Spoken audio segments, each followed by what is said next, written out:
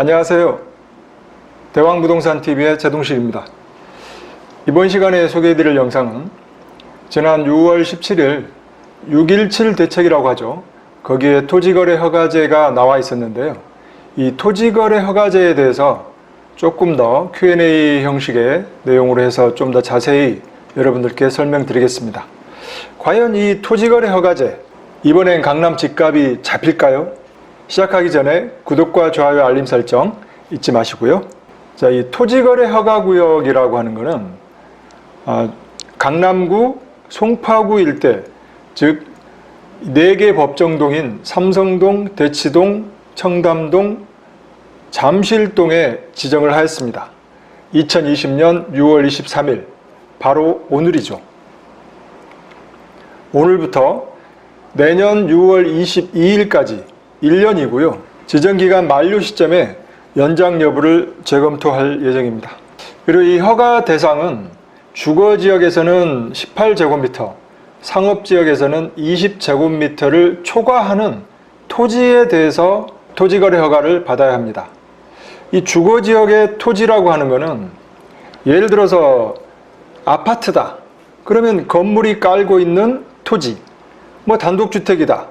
단독주택 건물이 차지하고 있는 그 바닥 토지, 이 토지가 18제곱미터 이상을 말하는 거고요. 상업지역이라고 하는 것은 상가 건물 또는 상가 건물의 한 개의 점포, 각각의 토지 지분이 들어 있습니다. 이 토지 지분이 20제곱미터를 초과할 때 20제곱미터는 평으로 따지면 약 6평 정도 됩니다. 그런데 이제 이 6평 정도의 토지를 갖고 있는 상가 점포라고 하면 용적률이 300%다. 그러면 20평 이상의 분양 면적이고요. 400%다. 그러면 약 30평 이상의 분양 면적을 가지고 있으면 이 토지 면적이 6평 정도가 될 것 같습니다. 자, 첫 번째 Q&A인데요. 임대차 계약 기간 중인 주택을 취득했을 때 토지거래 허가를 받아야 하느냐, 이건데요. 주거용 토지의 경우 2년간 자기 거주용으로 이용해야 합니다. 그래서 이 임대차 계약 기간이 남아있는 경우에는 원칙은 토지거래 허가를 받을 수 없습니다. 하지만 실제로 토지를 취득하기까지는, 이 토지 취득이라고 하는 것은 소유권 이전을 말합니다. 하기까지는 일정 기간, 그러니까 통상 2, 3개월이라고 하는데요. 1개월이 걸릴 수도 있고 3개월이 걸릴 수도 있고 그렇습니다. 하지만 이 정도의 기간 동안 이 토지 취득 시점, 한마디로 잔금 납부일이 도래하기 이전까지 기존에 있었던 임대차 계약 기간이 종료됐다라고 하는 것을 소명하면 예외적으로 토지거래 허가 신청이 가능하다, 그 얘기입니다. 매도인이 살고 있다면 필요 없는 내용이고요. 세입자가 살고 있었다면 만기가 돼서 나간다거나 또는 묵시적 갱신 상태에서도 세입자가 나가겠다고 하는 확인서를 첨부한다면 가능할 것 같습니다. 그래서 이 토지거래 허가 신청을 먼저 해당 시, 군, 구청에, 그러니까 여기서는 강남구청, 송파구청에 신청을 하고, 그 다음에 구청에서 허가가 내려오면 그 다음 계약서 작성을 해서 계약 체결을 하고 잔금을 완납하고 동시에 소유권 이전을 하는 이런 순서입니다. 조금 복잡하죠. 그래서 먼저 계약 체결을 먼저 했다면 유동적 무효 상태입니다.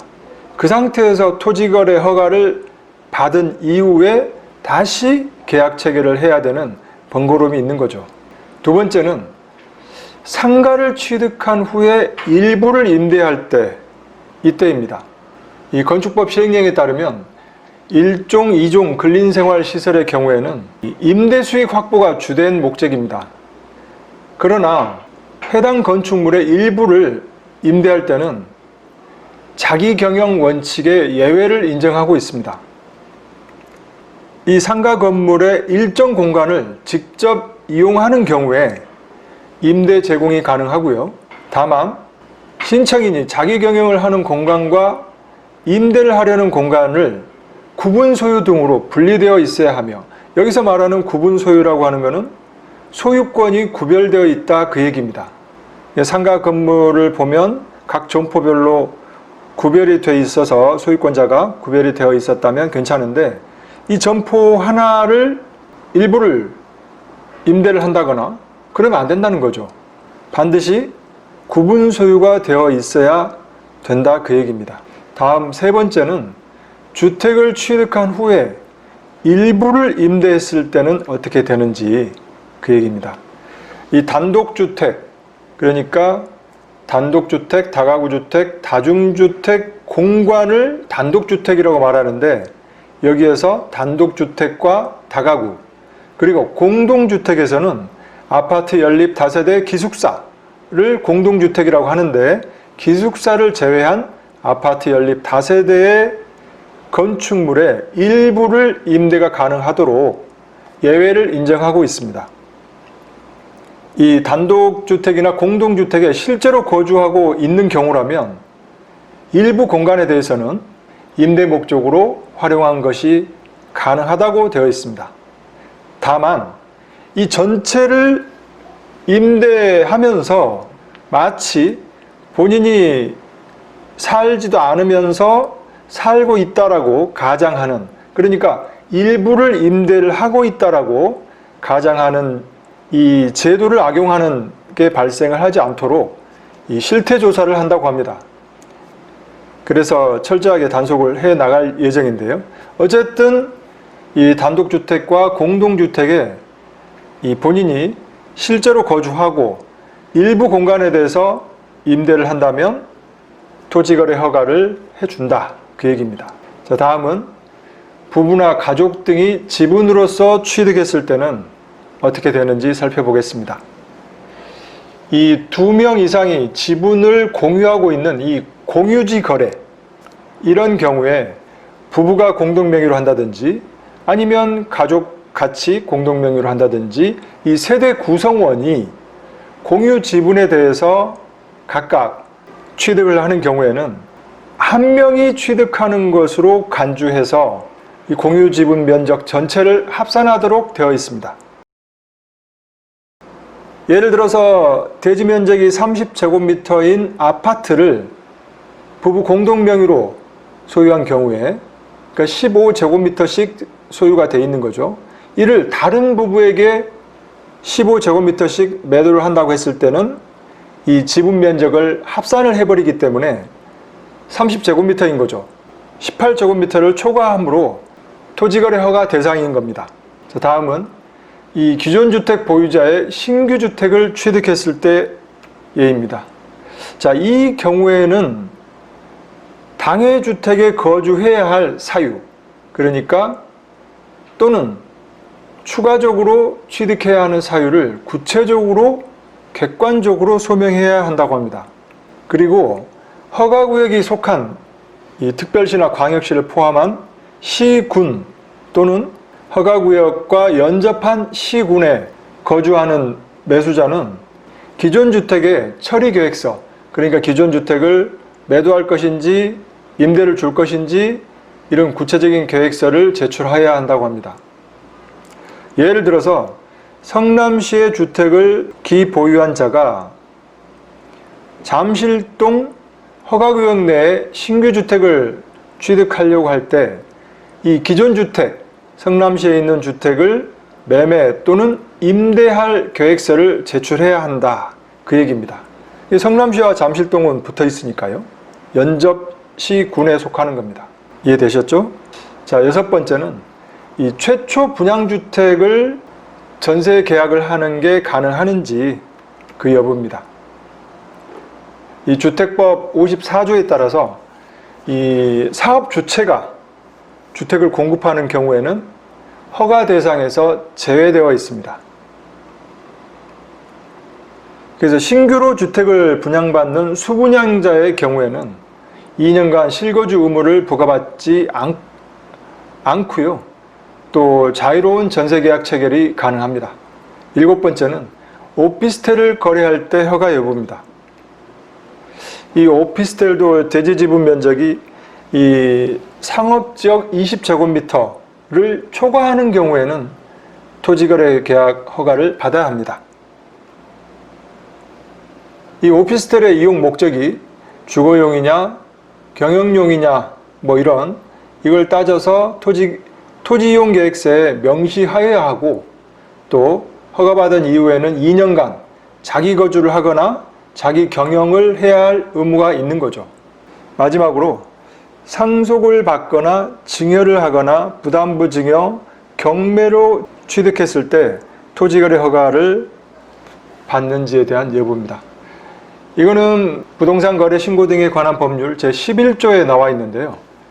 허가구역에 있는 토지에 관한 소유권과 지상권, 이거를 이전하거나 설정하는데, 이 대상이 대가를 받고 이전하거나 설정하는 경우에만 토지거래 허가를 양 당사자가 시, 군, 구청장에게 받아야 한다, 이 얘기입니다.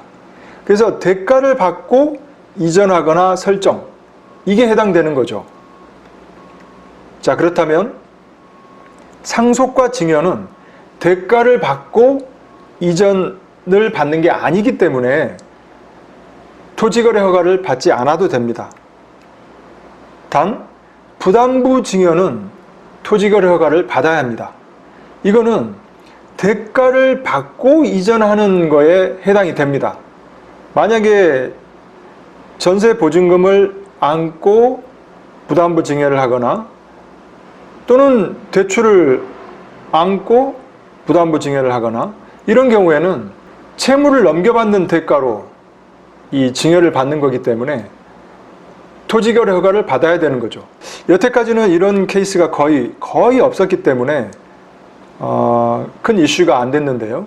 앞으로는 이 부담부 증여가 토지거래를 받지 않고 소유권을 이전하다가 문제가 될 가능성이 있습니다. 주의해야 할 대목입니다.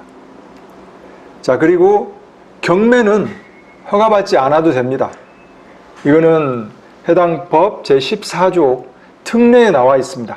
자, 지금까지 총 8가지에 대해서 쭉 살펴봤는데요. 뭐 특별히 어려운 내용은 없기 때문에 혹시나 잘 모르겠는 부분이 있으면 다시 한번 영상을 앞으로 돌려서 다시 한번 보시기 바라고요. 과연 이 강남 집값이 토지거래 허가구역으로 지정한다고 해서 잡힐까요? 이번 6.17 대책에서 강남 4개 동에 대한 토지거래 허가제는 수요 억제 정책입니다. 사지 말라는 거죠. 사지 말라는 메시지가 더 강한 거죠. 토지거래 허가구역 내에 집을 사게 되면 반드시 2년 실거주를 해야 된다. 실거주 강화 정책인 거죠.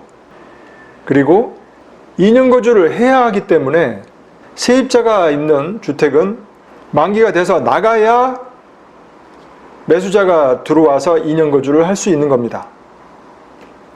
앞으로 이 토지거래 허가구역 지정 내에 있는 4개 동에 대한 주택의 매물은 현저히 줄어들 겁니다. 매물 품귀 현상이 일어나는 거죠. 삼성역 주변에 GBC라든지 마이스라든지 이 대형, 초대형 특급 호재가 있는 곳에는 수요가 급증할 수밖에 없습니다. 그렇다면 가격은 상승하겠죠. 그래서 토지거래 허가구역으로 지정했는데요. 앞에서 말씀드린 이유 이외에도 약 1100조 원의 유동성, 그리고 3000조 원이 넘는 M2 총통화량, 0%대의 한국은행 기준금리, 뭐 이런 것들 등으로 앞으로 약 보합세 후에 상승 추세를 유지해 갈 것으로 보입니다. 토지거래 허가구역 지정 말고도 조금 더 좋은 방법은 없었을까? 강남 집값은 일정 기간 약 보합 후에 상승 추세를 다시 유지해 갈 것으로 보입니다. 많은 도움이 되셨다면 구독과 좋아요 버튼 꼭 눌러주시고요. 더 좋은 컨텐츠를 올리는데 큰 힘이 되겠습니다. 감사합니다.